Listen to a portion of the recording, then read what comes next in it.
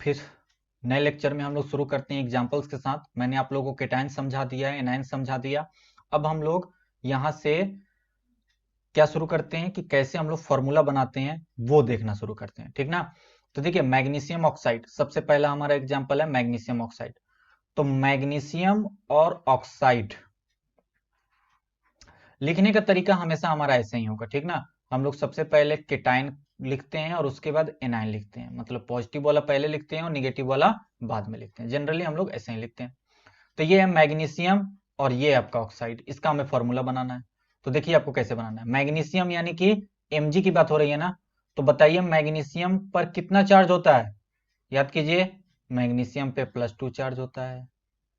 Oxide क्या होता है, ऑक्साइड O के ऊपर 2- होता है। मैं पीछे एक बार दिखा भी देता हूं, आप लोग भी अपने नोट्स में देखिए, जरा नोट्स में देखिए।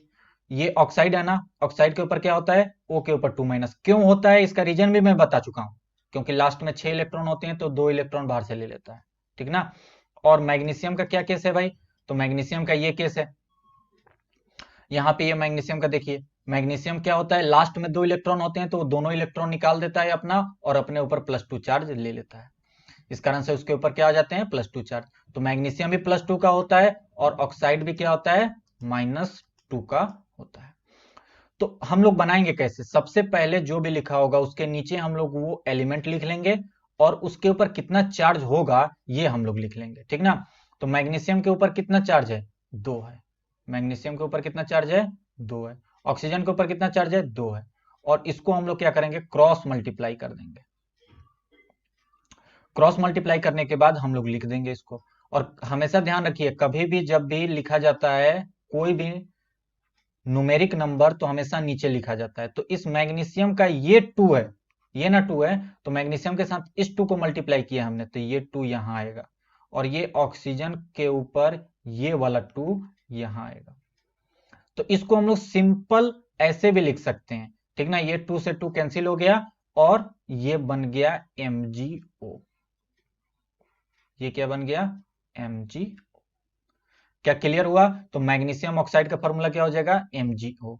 अब आप लोग अपनी एक्टिविटी नंबर 1 देखिए, उसमें ये एक बात बताई गई है कि जब मैग्नीशियम रिबन को ऑक्सीजन के साथ जलाया जाता है तो क्या मिलता है हमें, मैग्नीशियम ऑक्साइड मिलता है। तो ये मैग्नीशियम ऑक्साइड वहां पर MgO क्यों लिखा था, क्या अब ये बात क्लियर हो गई ना। अब देखिए जिंक सल्फेट, तो मैंने आपको बताया भी था कि जिंक और सल्फेट। अच्छा सल्फेट का पहले आप बताइए क्या होगा, सल्फेट ATE है, यानी कि ये होगा SO4, SO4 के ऊपर 2-। और जिंक का क्या होता है, मैंने आपको बताया था कि जिंक और निकिल जो होते हैं वो जनरली +2 में एग्जिस्ट करते हैं। जनरली किस में एग्जिस्ट करते हैं, +2 में। तो यानी कि जिंक का क्या हो जाएगा, Zn+2, Zn+2।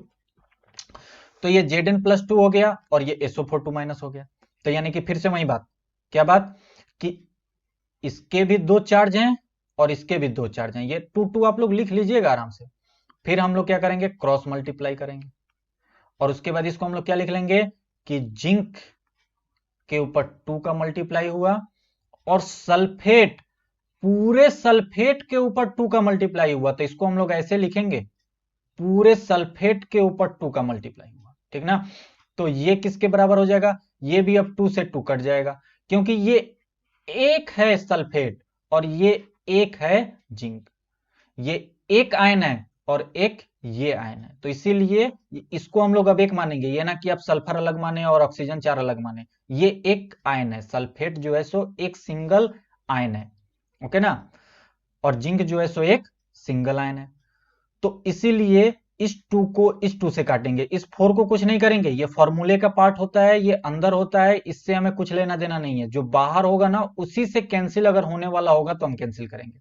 अंदर ये ना कि ये 2 2 जा 4 आप कर लो, कुछ ऐसा नहीं, या 4 2 जा 8 कर लो, ऐसा भी कुछ नहीं। ये फिक्स है, SO4 जो है सो फिक्स है, इसमें कोई चेंजमेंट आप नहीं कर सकते हो। तो ये 2 से 2 कैंसिल हुआ, ये कितना बन गया, जिंक सल्फेट। ये हो गया आपका जिंक सल्फेट का फॉर्मूला, ZnSO4। और भी एग्जांपल देखिए, मैं इतने सारे एग्जाम्पल करा दूंगा ना कि आपको कोई डाउट ही नहीं रहेगा। आप देखिए तो ferrous oxide and ferric oxide, कितना इंपॉर्टेंट बात याद कीजिए। जब जब आयरन +2 में होता है तो क्या नाम होता है, और जब आयरन +3 में होता है तो क्या नाम होता है। याद आया आप लोगों को?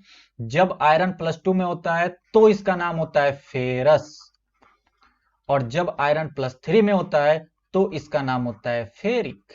तो इसका नाम क्या होता है दोस्त? फेरिक।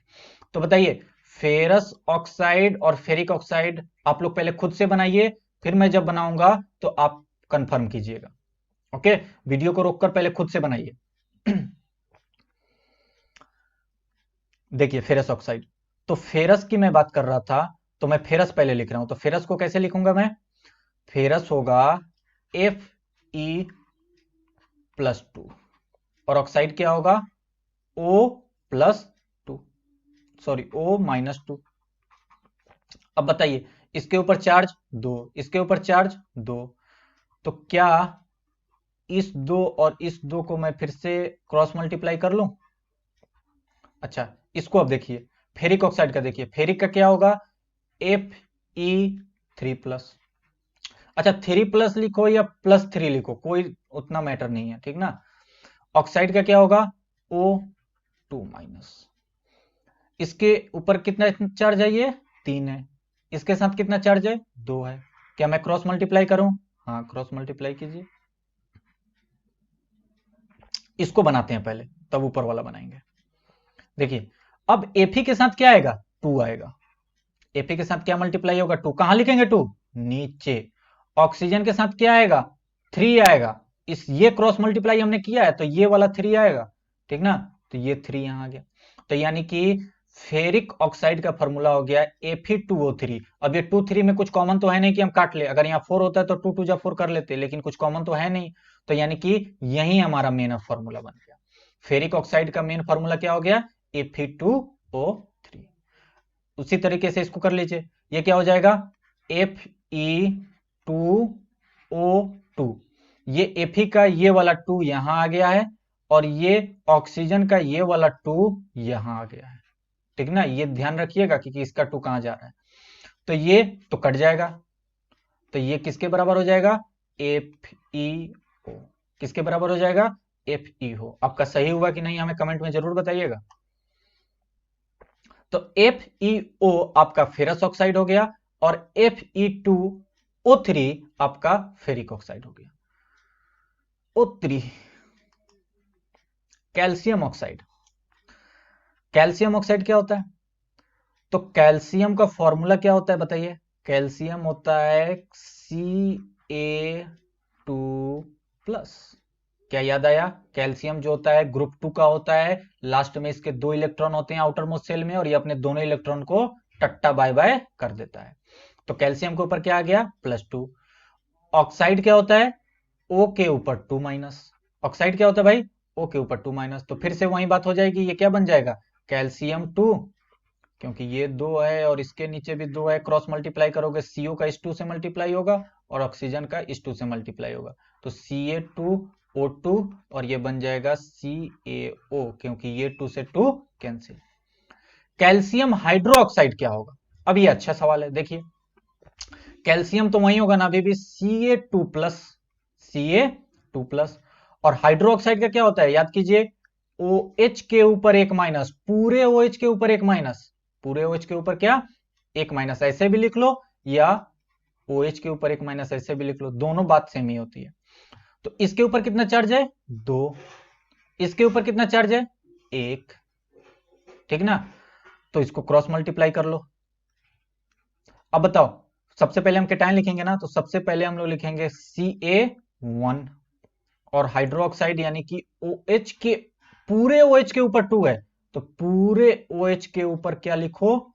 2, क्योंकि ये पूरे OH के ऊपर 2 मल्टीप्लाई हुआ है ना, ठीक ना। तो ये 1 लिखने का कोई मतलब तो होता नहीं है, 1 लिखो या ना लिखो अंडरस्टूड होता है। तो यानी कि CaOH का होल ट्वाइस, इसको क्या बोलते हैं? CaOH का होल ट्वाइस, ऐसे हम लोग पढ़ते हैं इसको। ये है आपका कैल्शियम हाइड्रोक्साइड का फॉर्मूला, CaOH का होल ट्वाइस। इसको ऐसे ही पढ़ा जाता है, कैल्शियम हाइड्रोक्साइड CaOH का होल ट्वाइस।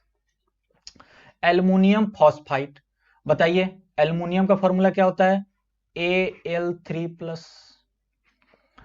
फॉस्फाइट का फॉर्मूला क्या होता है, ITE की बात हो रही है, तो यानी कि ITE वाले याद कीजिए, होते तो फॉस्फाइड फॉस्फाइट और फॉस्फेट सब -3 के ही होते हैं, लेकिन फॉस्फाइट में ऑक्सीजन कितना होता है ये आपको ध्यान में रखना है।